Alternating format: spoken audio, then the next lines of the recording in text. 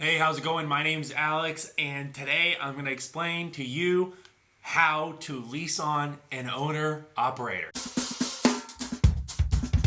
First and foremost, I want to congratulate you on looking into growing your business. Not many people do this. A lot of people get stuck as being owner-operators themselves, and so eventually there comes a time where some people want to expand, and so that's what you're doing, and so congratulations on that. Now, let's define what is an owner-operator, okay? Now, that's easy. It's someone that owns and operates their truck and trucking business, right? That's usually what that means. Now, sometimes an owner-operator will replace the driver, and then there'll be an owner-operator, but they'll lease on that truck with a driver. But most of the time right now, or in this case, we're talking about someone that owns and operates their trucking business and drives the truck as well. So you might be thinking, Alex, so what's the point of then leasing under someone if I have my own trucking business? Guys, here's the thing. Right now, the biggest challenge is insurance, right? Insurance is getting really, really expensive. So if you have a truck and you have a trailer and you have your business all set up, and then you find out, you get your insurance quote and you find out like, oh man, it's like $3,000 a month, that's a problem. That's where leasing on would be beneficial in those situations. And that's why many people lease on.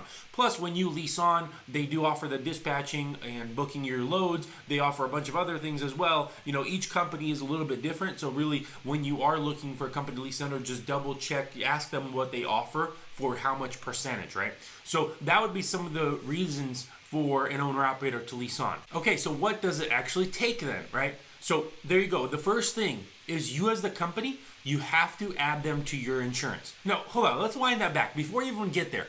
Unfortunately, even though the owner-operator has his own business and he's going to be a 1099 contractor, right? Regardless, the government doesn't care about that. They still want every owner-operator to do an employment application. Okay, they have to do it. Even though he's leasing on and he's a contractor, he still has to do an employment application. Second thing is you need to do a drive test, right? Like that's actually one of the requirements. Even though he might be more skilled than you and have more experience than you, one of the actual requirements is you got to go do the drive test, okay? Then the third thing is you add him to your insurance. Now, what I do is I email my insurance person. I say, hey, how much will it be to add this person, right? So that's the third thing. You want to look into the insurance part. And now the other thing about that is you want to pay attention to how old they are, and you want to pay attention to what kind of equipment they have, right? If their equipment is brand new and it's financed, their insurance might be expensive because you got to offer comprehensive insurance through your policy, right? Because an owner-operator can't have two insurances on that truck. It's one or the other, right? So if he has a personal full coverage policy, then that is null when he takes it commercially and he's hauling. But the commercial policy doesn't cover comprehensive. And so he's uncovered, essentially. And so that's why if you have an owner-operator that has a new truck and it's financed, really look into your insurance options before just adding him and sending him out, okay? So there's a lot of little things to look into, but insurance is one of those things that you definitely have to have. You have to add him, you have to add his truck, and you have to add his trailer, actually. All three things have to be listed on your policy, and then how you deduct that from them will be up to you. All right, moving on, let's talk more paperwork, okay? And I'm going to be looking at my computer, guys, and this is actually, what I'm looking at is the Everything You Need to Hotshot checklist. It's absolutely free, guys. I made it because I get so many questions asked like this. I made it for that reason. So it's going to be the first link in the description, guys. It's absolutely free. It's a link to Google Sheet. That's all it is. You know what I mean? It's nothing crazy. So it's going to be the first link in the description, so check it out, and this way you don't have to watch the whole video. But let's continue to the paperwork, or if you are interested in watching the video, right, there you go. So then, when you take him on, you're going to need driver's license front and back. Okay, and it is front and back. They actually check that during your audit. So front and back, you're going to have the owner-operator give a copy or get a copy from him for the medical card. Now, what you actually have to do with your medical card, and I do it with everybody I take on, right? I've now had 3 drivers, and I looked up all 3. So every medical card has the medical examiner information. You have to do that against the records search on the government website, the FMCSA website. So you got to do your medical examiner search. Make sure they're actually a real medical examiner. And then you got to do your MVR. You got to pull in MVR on every single owner-operator. So 3-year driving history. Then you actually have to get employment application we already did, and hire and fire date, right? So you're gonna need to document when they start and when they quit. And that then means you need a lease agreement and you need a lease termination agreement, right? So lease agreement you sign when you start, lease termination you sign when you quit.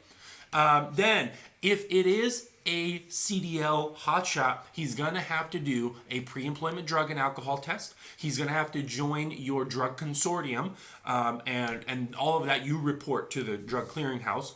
But drug test, alcohol test, okay. Then the safe driving test and form we already called. Moving on, then you need the truck stuff, right? For every truck and trailer, you have to have a copy of their registration. You have to write down when it expires, because at the end of the day, that now is linked to your company, because they'll link on your company during an inspection, hey, this truck is leased under this company and he had an expired registration, right? So you got to have the truck registration, you got to pay attention to those expiration dates, and then you have to have annual inspections. This is copies. We're talking copies of everything. You have to have copies of your annual inspections for both the truck and the trailer, and then you have to actually, here's the thing, you actually have a copy or a picture of the license plate of both the trucks and trailers, and they check this during the audit, right? And then you got to document the VIN numbers. You have to actually get the copy of the service records of the owner-operator's truck and trailer. And I believe there was one more thing. What else did I write down? Oh, okay, right. So you got to have which ELD that truck has. You have to document that as well, because during your audit, they ask for all of those things. And so this is everything you have to take from them. This is everything you need to get from the owner-operators, right? It's a lot. But there are certainly some requirements you can have of them, right? And so now let's talk about what the owner-operator has to have. An owner-operator has to come to you with an LLC. He has to have an EIN number, because he's a 1099 contractor. You got to 1099 him to his EIN. So he has to have a bank account somehow so you can pay him, right? And then his truck has to be in good working order. Don't forget, this has to be one of your requirements, because he's joining your company, right? Or you guys are contracting together, but still it's your company that has the MC number. His company doesn't have the MC number. So when you're contracting with him, make sure you double check, like, hey, you got to make sure your truck is in good working order. You got to make sure you have all this stuff. Like, really take a look at the checklist. Like, there's a lot of stuff. Hazard triangles, ELD and paperwork, backup paper logs. Actually have to have the lease agreement inside the truck too. Mud flaps, spare fuses, work emergency brakes. Like, there's a ton of stuff that he will need to make sure that his truck is in good working order before you should let him hit the road, you know? And so that's the truck, the trailer, what he needs. Some of the things you guys can discuss is what percentage, this will all be in the lease agreement, by the way, too. What percentage, and roughly, what else did I have? I just made a note. Oh, right. Who provides the ELD? Who provides the company decals? Like, this is something you're going to have to give to the owner-operator, right? So are you going to pay for the decals, or is he going to pay for them? Don't forget, you got to send the owner-operator your insurance card. So when you add his truck and trailer to the insurance, you got to send that to him. And then what else was there? And I'm pretty sure that's it. Now, guys, this is why it's important to really go check the first link, because whenever I remember something or I document something, or I'm like, oh, that's right, we do need that, I always add it to the free Everything You Need to Hotshot checklist. And this way you can always stay up to date on this information. You know, this video, maybe they're going to add a requirement a year from now, and this video is not going to be staged so well, right? So that's why the checklist is a really good place to start. Like I said, guys, it's literally just a link to a Google Sheet that I wrote down. That's all it is. So check it out. But if I'm not mistaken, then there's IFTA. So if it's a CDL, owner-operator, IFTA. But, you know, that's already like minor details. The most important part is just really double-check their driving record and adding them to the insurance, because those are probably by far the most expensive things. And here's the problem with that, right? You as the company, you have to give out that money first, right? Because when you add someone to the insurance, your insurance goes up right away and your next payment is due. Now, what if that next payment is in 3 days, right?